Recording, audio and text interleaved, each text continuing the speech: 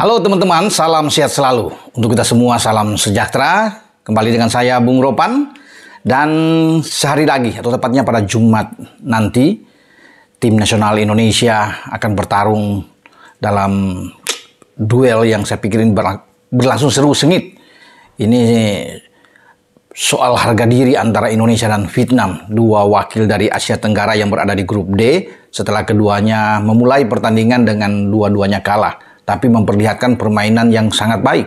Walaupun mengalami kalah di mana Vietnam kita tahu bersama kalah dengan 2-4 dari Jepang, tapi mereka sempat merepotkan Jepang. Demikian juga dengan Indonesia, kalah dengan 1-3 dari Irak.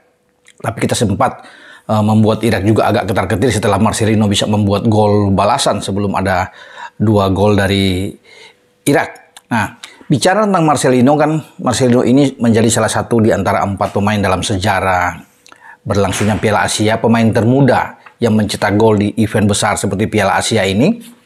Karena ketika dia mencetak gol balasan ke gawang Irak yang dikawal oleh Hazan itu pada menit ke-37, Marcelino dalam usia 19 tahun 4 bulan dan 6 hari.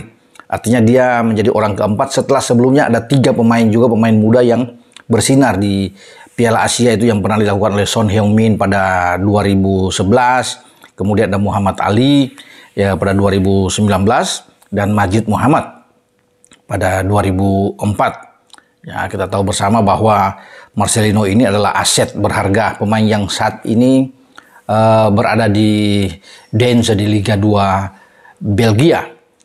Dan ketika Marcelino tampil bagus kemarin, dia mendapatkan sorotan tajam, terutama dari calon lawan kita, Vietnam. Vietnam menyaksikan, terutama pelatih mereka, Philippe Troussier, terus bisa memantau, melihat siapa pemain-pemain Indonesia yang bermain baik melawan Irak. Karena ada beberapa pemain selain Marcelino. Ya, di mata Troussier itu dia mencatat ada Ivar Jenner, pemain tengah yang sangat dengan mobilitas yang sangat tinggi, umpan-umpan passing yang sangat baik. Ada Justin Hubner juga yang dianggap oke, Jakob Sayuri, pemberi assist terhadap gol Marcelino. Namun Marcelino ini dipandang sangat istimewa oleh Troussier, ya. Sangat cepat bergerak, ya, punya skill, punya teknik yang baik. Dan wajar saya pikir kalau Vietnam itu akan memberikan pengawalan ekstra khusus buat Marcelino.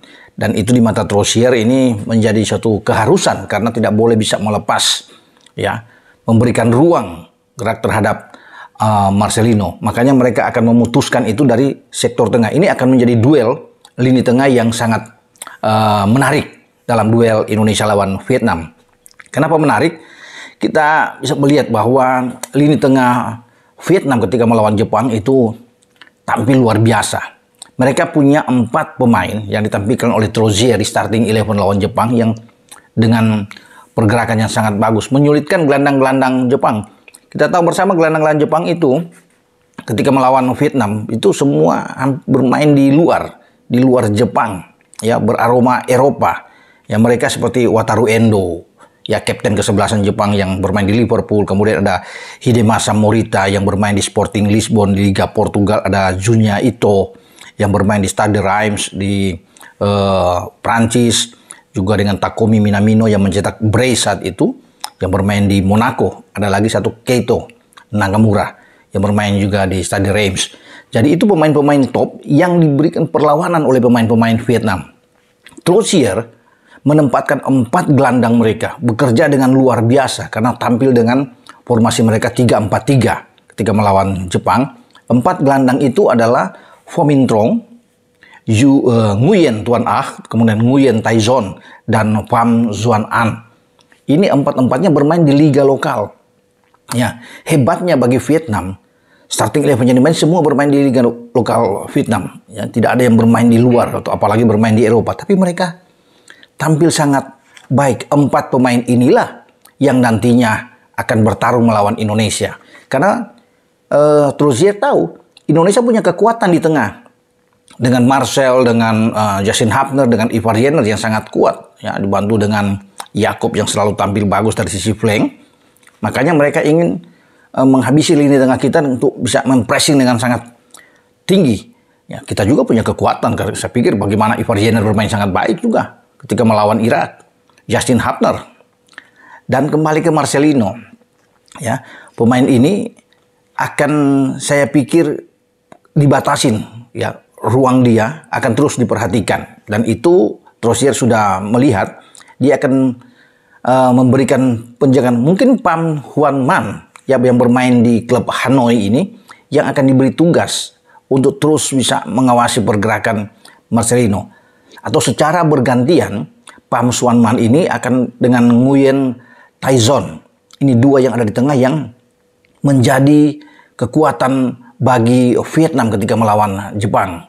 Ya, mereka yang bertarung untuk bisa melawan Wataru Endo dan Hidemasa Morita saat itu. Dan memang Jepang kesulitan dengan permainan di tengah yang sangat disiplin oleh pemain-pemain Vietnam. Nah, mereka inilah yang akan ditampilkan melawan Indonesia. Dan Marcel, ya, saya pikir tidak akan pernah takut apapun yang akan dilakukan oleh Vietnam. Dia sudah bertekad untuk memberikan yang terbaik bagi timnas dalam pertarungan Jumat ini, ya, melawan Vietnam. Ini akan berlangsung di Stadion Altumama, di Stadion Khalifah di kota Altumama. Dan bagi Indonesia, ini gengsi di mana kita harus bisa menang. Ya. Apapun di grup D, kalau kita bisa menang lawan Vietnam, tentunya ini akan punya arti tersendiri. Kita tahu bahwa pertandingan terakhir kita tanggal 24 Januari akan datang melawan Jepang itu sangat sulit. Ya. Tetapi jangan dulu ke Jepang karena Vietnam yang ada di depan. Karena Vietnam juga berambisi untuk menghabisi kita, untuk mengalahkan Indonesia. Itu target utama mereka. Nah, saya pikir ini adalah waktu yang tepat ketika kita dengan pemain-pemain terbaik, tergantung STY sekarang untuk bisa merespon, melihat dengan starting 11 seperti apa. Materi akan dimainkan seperti apa, tapi pasti Marcelino dimainkan, Ivar akan dimainkan, Justin akan dimainkan. Ini akan menjadi kunci bagi Indonesia. Dan Trozier tahu, pelatih Vietnam ini tahu bahwa tiga ini yang paling menonjol. Di samping Yakob ada tiga ini yang paling menonjol. Makanya mereka, ya, Trozier akan menyiapkan materi yang sama. Dia tidak akan mengubah apa yang ditampilkan melawan Jepang dengan 3-4-3-nya. Dan dia berharap bahwa Do Hong Dung dan kawan-kawan ini bisa mendapatkan juga hasil yang bagus. Tentunya hasil positif, mereka ingin mendapatkan 3 poin dari Indonesia. Tapi tidak mudah tentunya.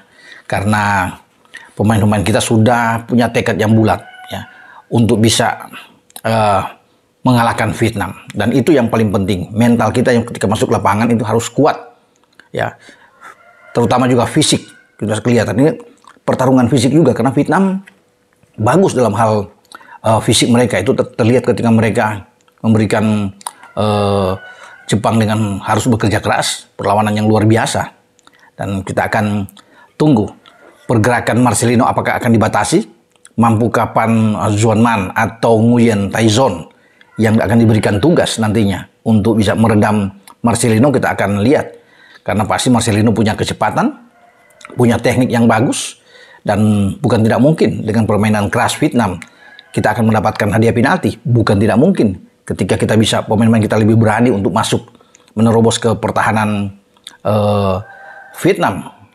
Oke teman-teman, kita akan lihat nantinya, ya, sebagaimana hebat Trozier, pelatih Vietnam menyusun strategi untuk meredam Indonesia. Dan dia sudah janjikan pertarungan itu akan hebat, akan bertarung luar biasa di sektor paling vital di lini tengah, karena ini akan menjadi kunci. Mereka boleh punya pemain-pemain yang kuat, tetapi kita juga punya pemain-pemain yang hebat yang saya sebut tadi, anak-anak muda yang sangat baik dalam pergerakan di tengah.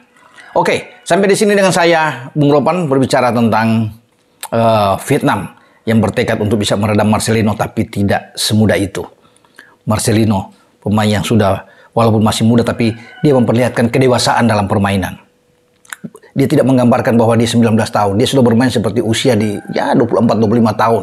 Ya, padahal dia masih sangat muda. Dan itulah Marcelino. Jadi bersyukur kita punya aset seperti Marcelino. Jangan sampai Marcelino ini mengalami cedera. Ya, pasti ini akan berpengaruh bagi timnas kita. Ya, semangat untuk tim Garuda dengan saya, Bung Ropan. Ciao.